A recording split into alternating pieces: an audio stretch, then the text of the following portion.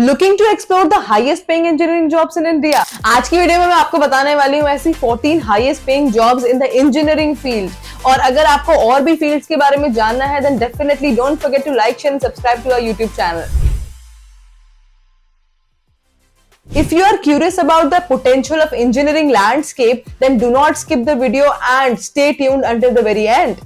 So let's quickly get started. The first highest paying job in India is machine learning engineers. ये professionals design करते हैं और develop करते हैं AI algorithms and systems को और इनेबल करते हैं मशीन्स को वो टास्क करने पे जो नॉर्मली ह्यूमन इंटेलिजेंस के द्वारा किए जाते हैं।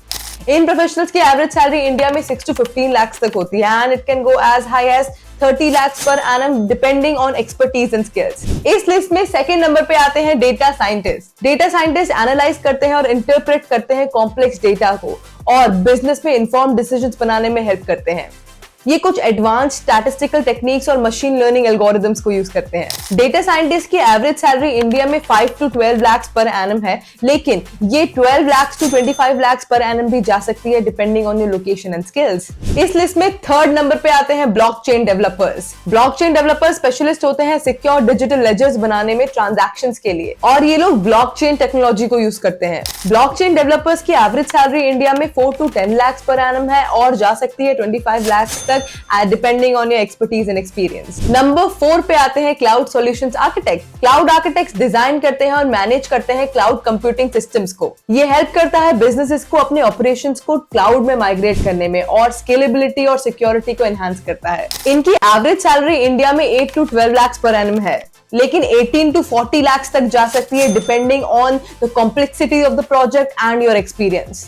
फिफ्थ नंबर पे है DevOps engineers. DevOps engineer IT operations और डेवलपमेंट के गैप को ब्रिज करते हैं and they focus on automating and streamlining deployment and management of the software systems. DevOps engineers की average salary 6 to 15 lakhs per annum है India में। Sixth number पे आते हैं full stack developers. Full stack developers skilled होते हैं दोनों front end और बैक एंड डेवलपमेंट में और ये स्किल्स इनको अलाउ करती हैं कंप्लीट वेब एप्लीकेशन बनाने में फ्रॉम स्टार्ट टू फिनिश। इनकी एवरेज सैलरी इंडिया में है 4 to 12 lakhs per annum. Seventh number पे है cyber security engineers.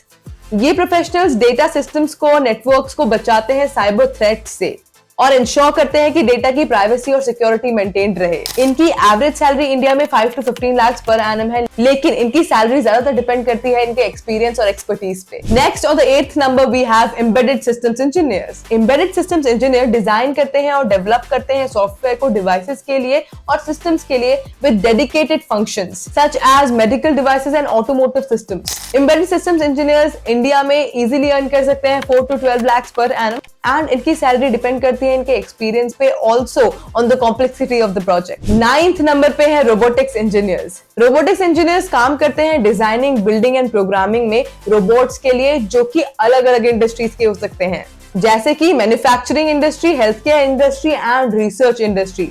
Robotics engineers की एवरेज एनुअल सैलरी इंडिया में 5 to 12 lakhs है, लेकिन they can go as high as 40 lakhs depending on their experience and expertise. On number 10 we have petroleum engineers. Petroleum engineers involved होते हैं extraction, exploration and production of oil and gas resources और ये एक crucial role play करते हैं energy sector में। India में इनकी average annual salary है 7 to 18 lakhs but it can go as high as 18 to 38 lakhs per annum depending on their expertise and experiences. On the 11th number we have aerospace engineers. Aerospace engineers design करते हैं aircraft, spacecraft और उनसे related systems को, सारे aerodynamics और materials को consider करके। इनकी एवरेज सैलरी इंडिया में 5 to 12 lakhs पर एनम है, लेकिन it can go as high as 25 lakhs per annum depending on the skills. On the 12th number we have nuclear engineers. Nuclear engineers help करते हैं nuclear power systems और उनकी technologies को design, develop और maintain करने में। इनकी average annual salary India में 5 to 12 lakhs पर एनम है, लेकिन it can go as high as 25 lakhs per annum depending on the complexity of the project and the location that you are in. Then we have computer vision engineers. Computer vision engineers develop करते हैं algorithms और design करते हैं ऐसे systems जो world की visual information को understand कर सके। कंप्यूटर विजन इंजीनियर्स की एवरेज एनुअल सैलरी इंडिया में 6 to 15 lakhs पर एनम है, लेकिन it can go as high as 30 lakhs per annum depending on the situation. Lastly we have automotive engineers. Automotive engineers design, develop और test करते हैं vehicles और उनके components को। to ensure the performance, safety and efficiency of the vehicle. Automotive engineers की average salary India में 4 to 10 lakhs per annum है, लेकिन it can go as high as 30 lakhs per annum depending on the expertise. इन सारे ही engineering roles की salary vary करती है depending on different factors like experience, company size, skills and location. The major factor in the salary is the skills of the candidate. सिर्फ technical skills ही नहीं, soft skills भी बहुत ज्यादा important है, जैसे कि communication skills, interpersonal skills, working in a team environment and most importantly English speaking. जो आप इन engineering roles के लिए इंटरव्यू देने जाते हैं तो ये इंटरव्यू ये सारी चीजें नोटिस करता है। और अगर आपको लगता है कि इन सारी स्किल्स में से आपकी कोई भी स्किल थोड़ी सी भी वीक है, then I would recommend you to join Clappingo today itself. You can book a trial session at just ₹99. अपने भविष्य के साथ खिलवाड़ बिल्कुल मत करिए। Clappingo ज्वाइन करिए and work on all these skills.